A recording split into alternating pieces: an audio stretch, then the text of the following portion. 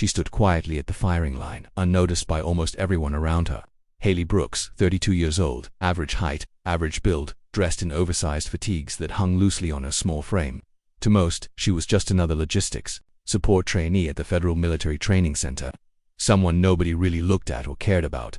Every morning, Haley arrived exactly on time. Never early enough to seem eager, never late enough to attract attention. She completed every task assigned to her with quiet efficiency. Cleaning weapons, maintaining equipment, managing inventory, doing paperwork. Tasks that were important but never celebrated. The combat trainees were different. They moved with purpose. Their eyes burned with determination and pride. These were the future warriors, the soldiers who would carry weapons into battle, risking everything for their country. They trained hard, spoke with confidence, and commanded respect.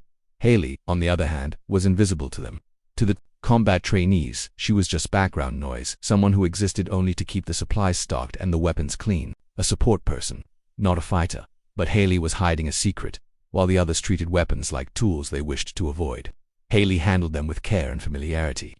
Her fingers moved smoothly over the parts of an M4 rifle, disassembling and reassembling it faster than many combat trainees. To anyone watching closely, it was clear she knew these weapons better than most. She watched the combat training exercises with quiet interest, tracking every move, analyzing every tactic.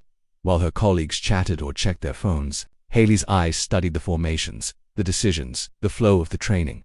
No one knew why she was so attentive. Maybe she was just professional, or maybe she was waiting for something. For 7 years, Haley had been a ghost in the system, an unremarkable support trainee who never asked questions or drew attention. She had mastered the art of blending, because in the military, standing out can be dangerous.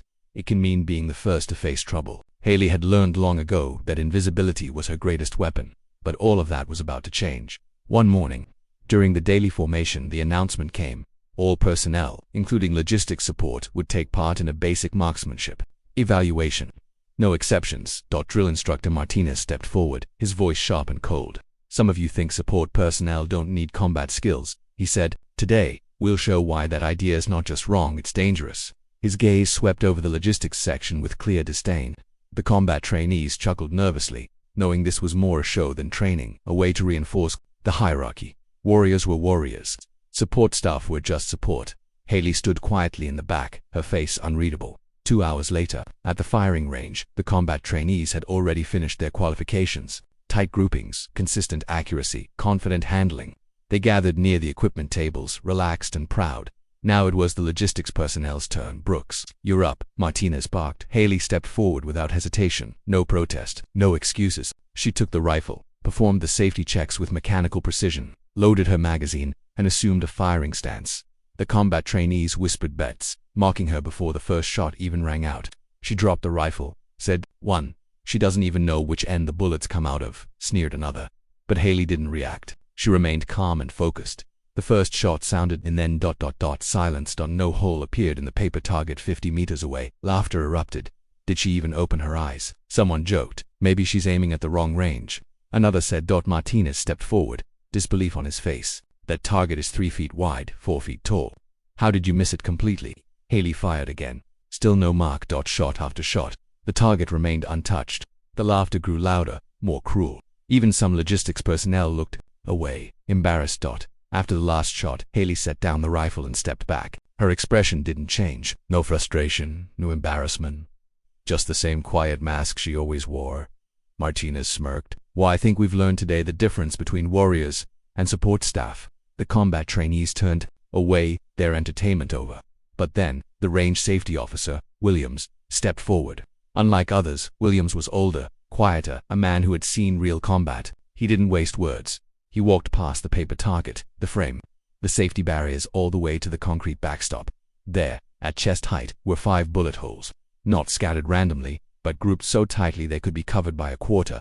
Williams traced the bullet paths backward, through the exact center of where a torso would have been if someone stood behind the target. The paper target hung untouched because the bullets had passed through the tiny gap between the paper and the frame. He turned back to Haley, still standing. Calmly. Williams whispered something to Martinez, words that drained the drill. Instructor's face of color. Everyone followed Williams's gaze to the back wall. No one could believe what they were seeing. The silence at the firing range was heavier than anyone had ever experienced. 23 combat trainees, 4 drill instructors, and a handful of logistics personnel all stood frozen, their eyes fixed on those 5 tiny bullet holes in the concrete wall.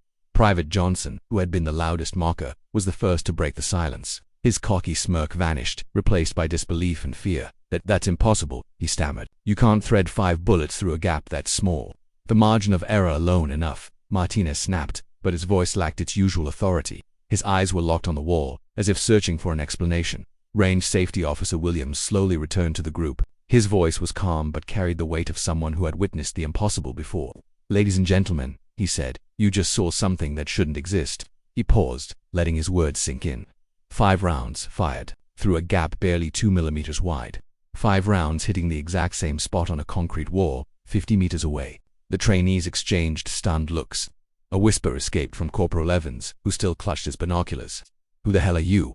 Everyone turned to Haley, but she didn't move. Her face was still the same neutral mask she'd worn. All along, to the untrained eye, she was just a logistics support trainee. But now, it was clear she was much more.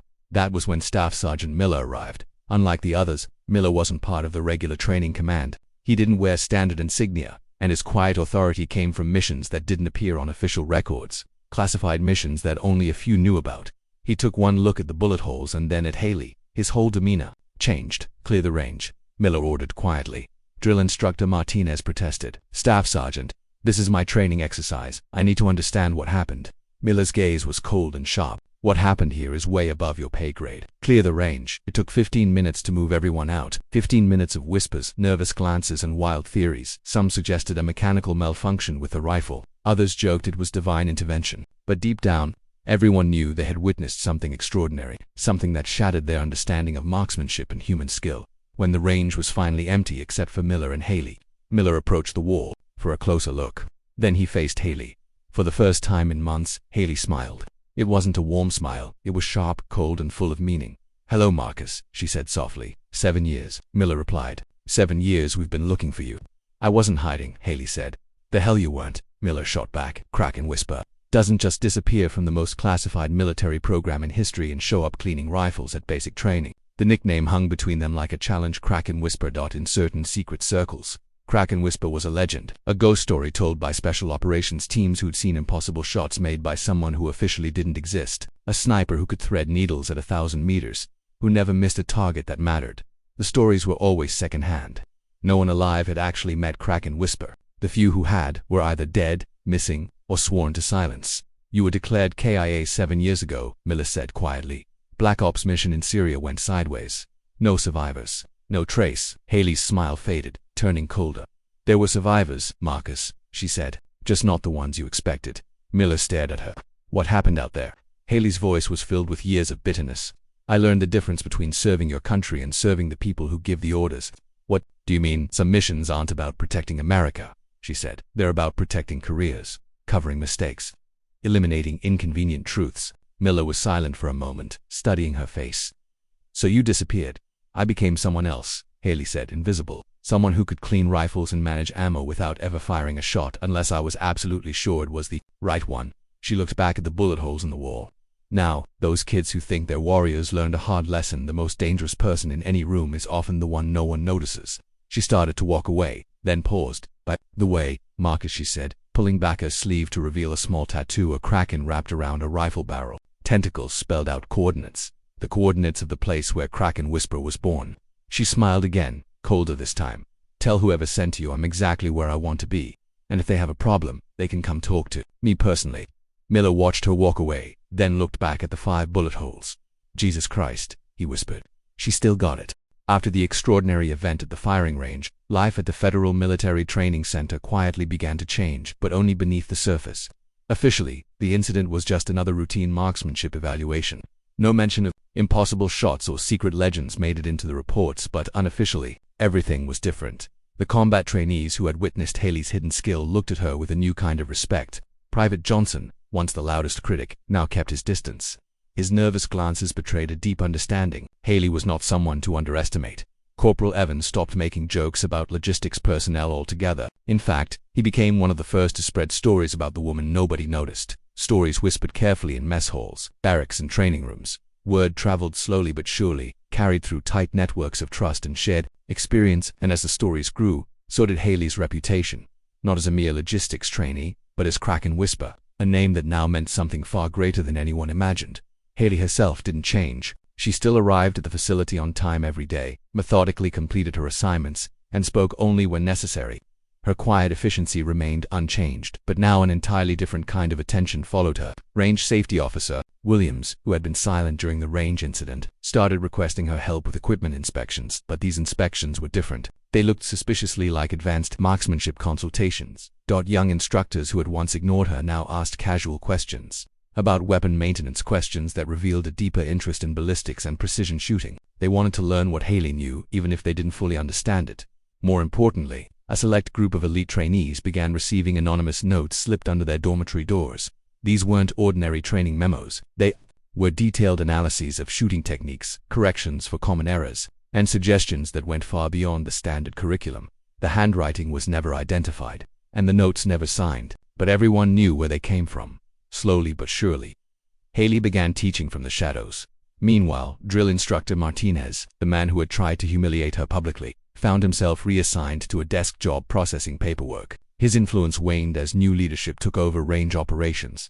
Range Safety Officer Williams stepped up, implementing new protocols that emphasized precision over speed, technique over bravado. Small changes at first, but changes that transformed how marksmanship was taught. A wooden plaque appeared on the range office wall, engraved with a simple, powerful message: check what's behind your target. Sometimes mastery hides where you least expect it. When asked about the plaque's origin, Williams would just smile and say it came from someone who understood the difference between shooting and true marksmanship. Even more surprisingly, a new unofficial training program began to take shape. Select groups of special operations candidates received secret invitations to advanced training sessions. These meetings took place after hours, away from official oversight, in a converted maintenance building. No attendance was recorded, no records were kept.